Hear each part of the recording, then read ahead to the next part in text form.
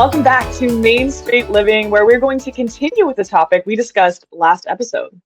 This is so interesting, Danielle. Self-driving cars are here to stay, and we got an introduction to them on our last episode with Christian Oliver, managing attorney for the Barnes firm in San Diego. Oh, so much cool stuff. Absolutely. Be sure to catch part one of our conversation on the Main Street Living page at watch.yourview.com. But now we're going to focus on the law when it comes to these types of vehicles on the road. Christian joins us again today to help us get some clarity on the issues that are now arising more frequently. Christian, thank you so much for coming back. Thank you for having me on. Okay, from a liability standpoint, who would you say is at fault if one of these self-driving vehicles gets into an accident? We covered this a little bit last time, but I want to dive more into it. So the first thing to determine is who was operating the vehicle. If the self-automation was not activated, then the driver is responsible like they would be in any other accident. However, if it is automated, then the question becomes, who was responsible for the mistake? Was it a mistake with the hardware? Did something go wrong with the sensor, with the camera? Was it a problem with the programming? If so, then the computer programmer could be responsible. Or was it one of the third-party vendors like navigation, in which case they would be responsible?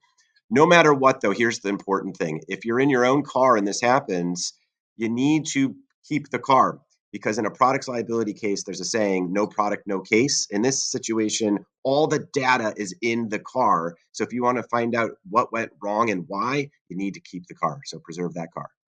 Oh, it's like a black box in an airplane, right? It's exactly the same thing. Wow. I wouldn't even think about that. So that's such a good reminder. Something I would think about, though, insurance. Does it go up or down if you have a self-driving vehicle? That's yet to be determined. But right now, presently, insurance is based on a number of rating factors around who you are. Where do you live? What's your background? What's your driving history? That's going to shift to what kind of car do you have? How often does that car get into crashes? And ultimately, how much is it to repair that car? So there's going to be a shift.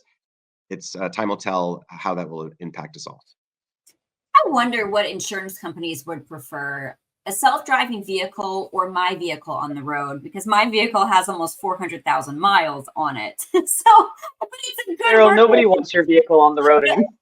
Hey, it's a good, I'd maintain it, so it's still going. But so going back to this, self-driving vehicles and crashes, have there been previous crashes, and what has been the outcome? Well, to find out who the insurer would like to represent, they'd have to go through your driving history to see how many crashes that you've been in, right? So in this case, the good news is there haven't been that many crashes involving automated cars because they're so rare. There's very few completely autonomous vehicles out there, but there have been a couple high-profile cases involving fatalities that have stopped many programs in their tracks. Some programs in Arizona have been eliminated because of it. So they're still working their way through the court system. This is state-of-the-art legal work right now, and it's still going through the courts.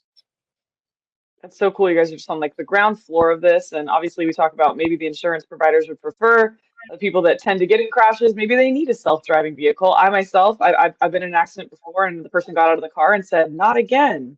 And I thought, maybe that's a person that needs a self-driving car. So in that instance, what should we do if we are in one of these accidents with a self-driving vehicle? So it's the same as any other car crash. Pull over, make sure you're safe. If you are hurt or someone else is hurt, call the police right away, and then exchange information, document the scene, and go get help if you need it.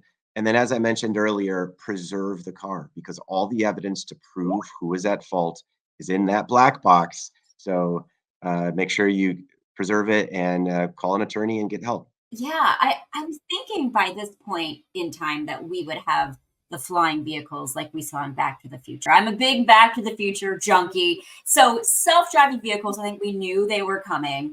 But I wonder at what point, and this is kind of going on a tangent here, but I'm curious, at what point do you think that everybody will have self-driving vehicles, and there will not be manual as an option anymore. Looking way into the future, what are your thoughts? I think it'll probably be after those of us who've already began driving are no longer driving. So my kids have never driven before. For them to get behind an automated car wouldn't be weird if they've never driven before. So I think we're a ways off. However, it will happen in our lifetimes. The scary thing is Back to the Future's, I think, happened in 2018. Was that the year? Something like that. So we're already in the future in many ways, and I think that will include self-driving cars. That's right. More and more of these on the road. So definitely worth it to get a crash course on self-driving vehicles from you yourself, Christian Oliver of the Barnes Firm. Thank you so much for sharing your expertise yet again with Main Street Living. Thanks for having me. Crash course, no pun intended there, right, Daniel? All right. As you mentioned, you can catch part 1 of our conversation with Christian at watch.yourview.com. He's so interesting, and we love chatting with him. So yeah, he's going to be back at some point. In the meantime, we've got more Main Street Living coming your way.